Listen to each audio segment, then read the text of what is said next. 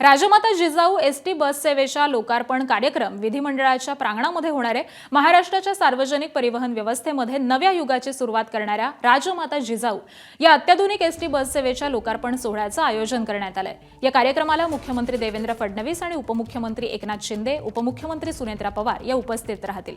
आज सकाळी 10:30 वाजता विधिमंडळाच्या प्रांगणामध्ये या नव्या बसचा लोकार्पण सोहळा पार पडेल। 3000 राजमाता जिजाऊ एसटी बस आज एसटी महामंडळाच्या ताफ्यामध्ये येतील। या बसेस केवळ दिसायला देखण्या नाहीयेत, तर प्रवाशांच्या सुरक्षेसाठी यामध्ये 4 हायटेक सीसीटीव्ही कॅमेरे देखील बसवण्यात आलेले आहेत। आधुनिक सुविधा, सुरक्षितता आणि प्रवासी केंद्रित सेवा हे या बसचं मुख्य वैशिष्ट्य आहे। यामुळे महाराष्ट्राच्या सार्वजनिक वाहतुकीला मोठं बळ मिळणार आहे। आणि याचाच आढावा घेतलाय आमचे प्रतिनिधी वेदांत नेवी यांनी। पाहूयात। एसटी महामंडळाच्या ताफ्यात आज 3000 राजमाता जिजाऊ बसेस या दाखल होणार आहेत आणि सध्या आपण बघतोय की ही बस विधिमंडळाच्या प्रांगणामध्ये सजवलेली आपल्याला पाहायला मिळते। या बसेसचं लोकार्पण आज मुख्यमंत्री, उपमुख्यमंत्री यांच्या हस्ते होणार आहे। ज्या प्रकारे आपण बघितलं, महिला सुरक्षा दृष्टिकोनातनं विशेष लक्ष ही बस तयार करताना देण्यात आलेलं आहे। यामध्ये आपण बघतोय 4 सीसीटीव्ही कॅमेरे असणार। समोरच्या बाजूला सीसीटीव्ही आहे, मधल्या बाजूला सीसीटीव्ही आहे, त्यासोबतच मागच्या बाजूला सुद्धा सीसीटीव्ही कॅमेरा असणार आहे।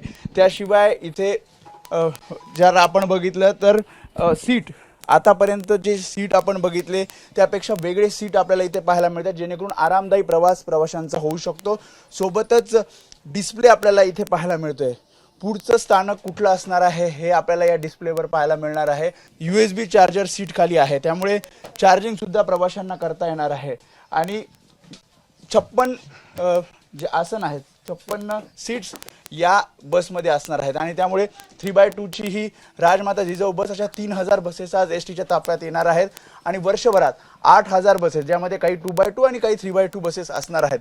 हा डिझेल गाड्यांचा शेवटचा लॉट असणार आहे आणि त्यानंतर इलेक्ट्रिक गाड्या प्रत्येक वर्षी एसटीच्या ताफ्यात दाखल होतील। त्यामुळे आतापर्यंत आपण ज्या प्रकारे लालपरीने प्रवास केला, शिवाईने प्रवास केला, शिवनेरीने प्रवास केला आणि आता राजमाता जिजाऊ या बसने आपण प्रवास करणार आहोत, जो प्रवास अधिक सुखकर असेल।